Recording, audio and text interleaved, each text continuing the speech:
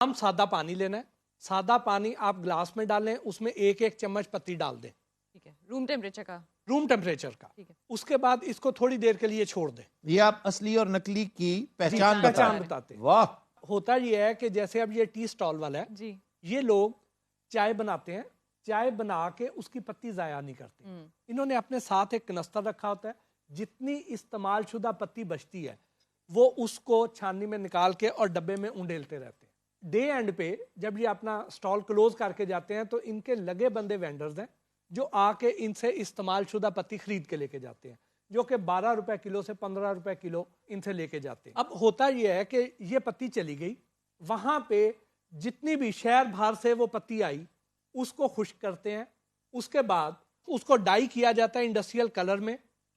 بلکہ ملتان میں ہم نے 2 طرح کی فیکٹریاں پکڑی تھی.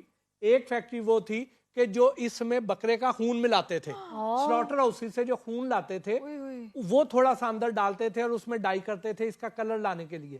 اور آپ کو پتا ہے کہ جو خون ہے, ہماری جتنی بیماریاں وہ خون کے ذریعے ٹرانسمٹ ہوتی ہیں.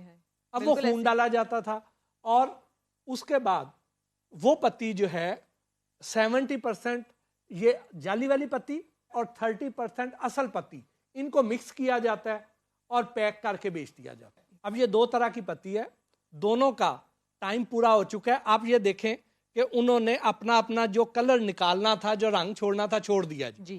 اب ہم اس کو چیک کریں گے کہ ان میں سے اصل کون سی ہے اور نقل کون سی ہے. ٹھیک ہے, وہ کیسے چیک کریں گے؟ وہ ایسے چیک کریں گے, ایک بوٹل میں ہائیڈروکلورک ایسڈ رکھا ہوا ہے, یہ کسی بھی کیمیکل سٹور سے بآسانی مل جاتا ہے, کوئی مہنگی آئٹم نہیں ہے. تو آپ نے کیا کرنا ہے کہ اس میں ایسے ایک ڈراپر لے لیں اور اس کو تھوڑا سا منہ سے دور کر کے آپ نے کرنا, اور ہینڈل وتھ کیئر جی, اور ہاتھوں پہ بھی نہ گرے. اور ایسڈ ڈالنے سے ہوگا کیا؟ ایسڈ ڈالنے سے یہ ہوگا, اگر تو اس میں آرٹیفیشلی کلر ہوگا نیوٹرل ہو جائے گا, وہ نیوٹرل ہو جائے گا, اور اگر نہیں آرٹیفیشل کلر ہوگا تو کچھ بھی نہیں ہوگا. اب میں نے 1 ملی لیٹر اس میں ڈال دیا,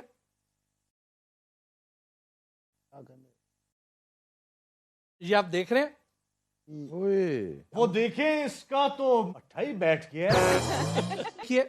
اس کا جو کلر ہے یہ جینون کلر ہے, کوئی فرق نہیں پڑا ایسڈ ڈالنے سے. اس میں آپ کو جیسے ہی ہم نے وہ ہائیڈروکلورک ایسڈ ڈالا ہے تو آپ کو 2 شیڈ نظر آ رہے ہیں. یہ جو نیچے ریڈش ہے جی, یہ وہی خون کی سرخی آپ کو نظر آ رہی ہوگی, یا وہ کلرز ہیں.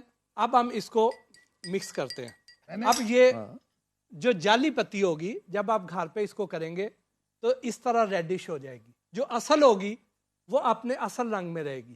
اب دونوں میں آپ دیکھ لیجئے واضح فرق آپ کو نظر آ رہا ہے.